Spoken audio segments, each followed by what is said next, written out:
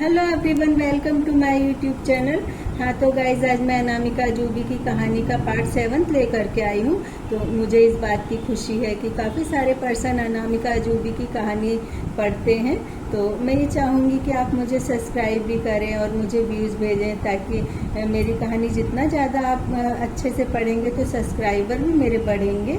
और हाँ तो गाइज, मैंने अनामिका अजूबी की कई कमियों के बारे में बताया था।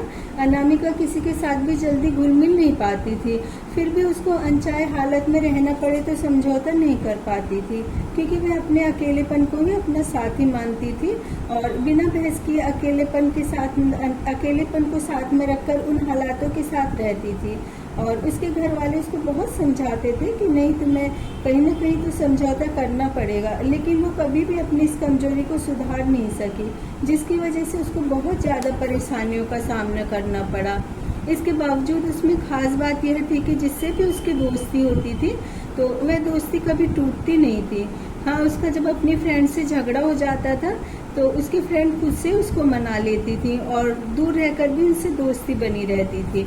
अब अनामिका 9th पास करके 10th क्लास में आ गई थी और अब उसका रहन सहन, तरीका और स्वभाव थोड़ा बदल गया था। जो अनामिका बेबाक होकर किसी से कुछ भी बोल देती थी, अब वह थोड़ा समझकर बात करती थी। और उसको कई सारे शौक थे। उसको कढ़ाई का शौक था, वो कढ़ाई बहुत अच्छे सुंदर तरीके से कर लेती थी। और उसके अलावा तार से बास्केट बनाना हो या पाइप से ग्रेप्स बनाना हो या फिर डॉल को सजाना हो, तो इन सभी कार्यों को वह बहुत निपुणता से करती थी। लेकिन कई बार वह लापरवाही भी हो जाती थी। फ्रेंड के साथ खेलते खेलते वो घर का काम करना भूल जाती थी, तब उसको बहुत डांट भी पड़ती थी। वैसे तो वो छोटे बच्चों को बहुत ज़्यादा प्यार करती थी, लेकिन कई बार वह उन बच्चों को बहुत ज़्यादा परेशान भी कर देती थी। जब भी कोई त्यौहार आता था, पूजा की तैयारी करने में उसको बहुत अच्छा लगता था। और करवा चौथ पर उसकी मम्मी व्रत रखती थी, तब वह एक मिट्टी की छोटी सी गुड़िया बनाती थी और उस गुड़िया को हल्दी, महावर, मेहंदी लगाकर लाल जोड़ा पहनाकर तैयार करती थी। और फिर अनामिका की मम्मी चांद देकर पूजा करती थी। लेकिन जब अनामिका की मम्मी की डेथ हुई तो उनको एकदम उसी तरह से तैयार किया जैसे वो मिट्टी की गुड़िया को अनामिका तैयार करती थी। तो अनामिका को लगा कि मिट्टी और इंसान में तो सिर्फ एक सांस का फर्क होता है।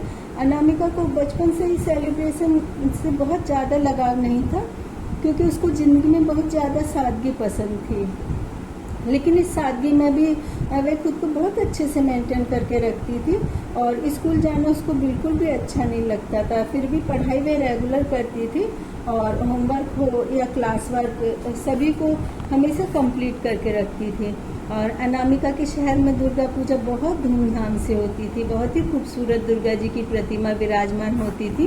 तो अनामिका के घर पर कुछ किराएदार थे, उनके साथ वह दुर्गा पूजा के पंडाल और सजावट देखने जाती थी।